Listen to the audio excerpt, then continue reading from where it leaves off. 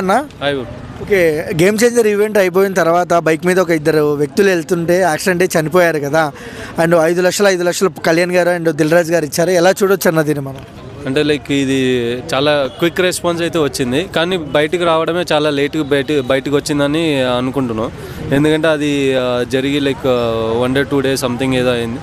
So yeah, అంటే like అందరు రెస్పాన్సిబిలిటీతో respond అయ్యారని నాకు అనిపించింది. కళ్యాణ్ గారైనా, లైక్ మా దిల్ రాజు గారైనా, అటు రామ్ చరణ్ గారైనా, లైక్ ముగ్గురు.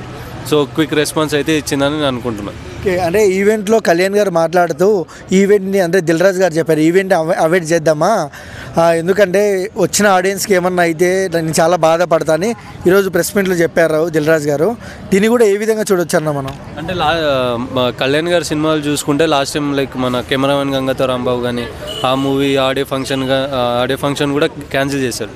బికాజ్ ఆఫ్ ఓవర్ క్రౌడ్ అవుతుంది, కొంచెం ఇబ్బంది అవుతుంది అని చెప్పేసి అదే పాయింట్ ఆఫ్ వ్యూలో కళ్యాణ్ గారు చెప్పింటారని నా అభిప్రాయం. సో ఇదేంటంటే ఇప్పుడు మనకు కావాల్సిన హైప్ అంటే ఇప్పుడు బడ్జెట్స్ ఎక్కువ అయిపోయి సినిమాకి కానీ, అంటే మార్కెట్ ఇప్పుడు కొంచెం ఇది ఉంది కాబట్టి లైక్ ప్రమోషన్స్ అయితే గట్టిగా అవసరం. అదిగాక మళ్ళీ ఇప్పుడు ఆంధ్రలో ఇప్పుడు న్యూ గవర్నమెంట్ ఏర్పడింది కాబట్టి సో ఫిలిం ఇండస్ట్రీకి కూడా సపోర్టివ్గా ఉంటుందని ఈ ఈవెంట్ స్టార్ట్ చేశారని నా ఫీలింగ్ అండి.